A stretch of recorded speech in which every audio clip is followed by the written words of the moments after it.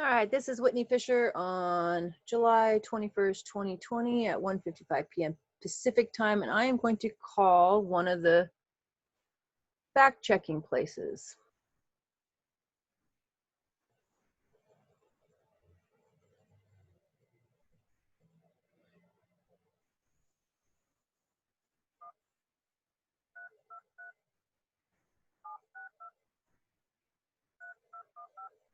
I'm calling Alan at leadstories.com.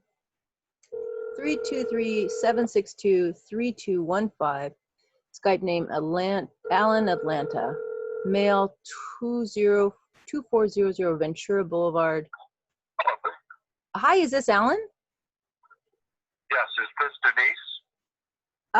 No, I'm just calling you because I just saw that for some reason your company rated one of my posts as false. So I wanted to see about that whole process of what you're doing with that. Right. You can appeal that. Did you not see the information? Unfortunately, I guess they didn't give you the information. The appeals process is to send an email with a link to appeals@leadstories.com. Okay, so what gives you the? Could you go over this with me and just let me know what gives you the authority to be fact-checking stories? Nobody's given me authority to do that other than the First Amendment of the U.S. Constitution. Oh, the first, but now you're fact-checking other people's stories and saying they're not true, and you're. Well, I'm publishing fact checks on our website. But Facebook then has censored me for 5 or 6 days, according to what you did. So you are impeding on my rights. There are two things we can do. Okay. You can send your link to appeals@leadstories.com, and our appeals desk will look at your content. I can't speak. Yeah, but I don't understand why I'm subject to your verification. Like it's obvious to me because there's a couple. About that. Who do I ask about that? Have you been to our website? I'm looking at it right now. It's leadstories.com. Right. If you look down at the bottom of every page, there's an explanation to a lot of the questions you probably have. What's that? Right, at the bottom of the page. Lead Stories, a fact-checking website that is always looking for the latest false, deceptive, or inaccurate stories or media making rounds around the internet. So who has given you the authority to do this? Because Facebook is censoring me. This is against the law. You know that. I'm being censored. Really? Yes. Perhaps you should call a lawyer. Well, I have actually called a lawyer. There's a whole group of us that have called a lawyer. So I'm asking you, what gives you the authority to rate something as false when it's not? You haven't even checked. You have rated things that are false that are not. So what's your goal here? Who are you? What's your intention of doing this? Now, if you read on our about page, it tells everything about us. But if you'll give me a chance to answer, you've asked 3 different questions. Okay. First of all,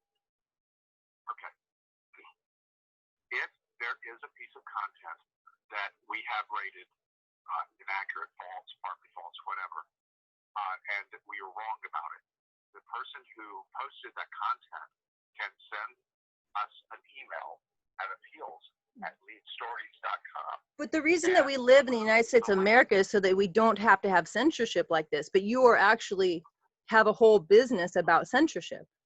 What is that? I don't think you understand the word censorship. Okay, well, explain it to me, please. I don't censor anything. I publish a story, and Facebook applies based on our conclusion.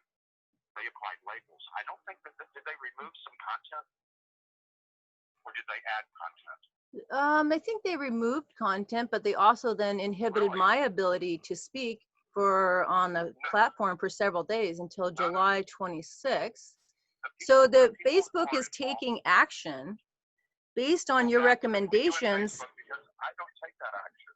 That's not us. Well, why are you're making the business offer, right? How do you get paid? We have a contract with Facebook to provide our debunked articles, and they choose how to act on those. But I mean, who regulates you?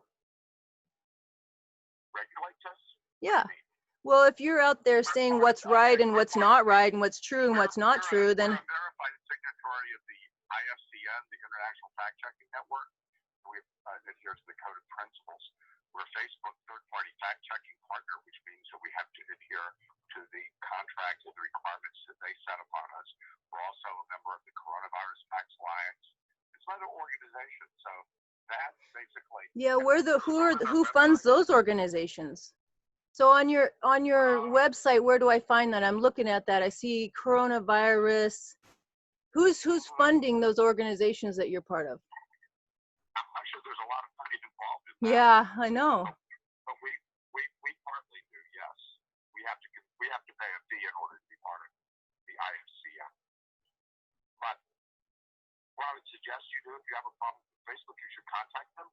If you think that we've made a bad decision, you should send a link to us at appeals@leadstories.com. And Why should I have to deal with that? Why is my freedom, my ability to speak based on what you think is right or wrong? I'm just telling you how we operate. Well, why are you operating? That's a question. Like, what's the need, and who put the need out there? What is this International Fact Check Society? What's that called? There's a major problem with misinformation and disinformation, where there is inaccurate information that is being rampantly shared on social platforms. Yeah, but who's determining that? Because what I post a lot of information, and I know a lot of information, and I can see really plainly what's going on in the world right now, which is there's some political bias. Then it seems like the fact checking is always about what is the basically it's bias. So to me, I'm talking to someone who has a political bias. Is that true? No, I'm not even registered to vote. I'm not involved in politics. I don't know why you say that. Have you seen our website where we have a blue feed and a red feed? We created this because people don't seem to understand that we fact check across the political spectrum. If you go to our red feed, I think. How do you research and find out if something is true or not? Have you ever heard of journalism? That's the way we do it. I have. We have journalists who generally have 20 years plus experience doing this. We have a few younger folks, but only maybe one who's not got 20 years experience plus. We're not a bunch of kids out there doing this. So we're very experienced in finding out information. We're researchers and we're writers and we're journalists. But thanks for calling. But if you have any other questions, or perhaps you have a piece of content that has been unfairly rated, send it to appeals@leadstories.com. Hey, Alan? All right, folks, that was Alan at Lead Stories. And evidently, he and his business have the ability to determine what is right and what is wrong and what is truthful and not truthful. So there you have it.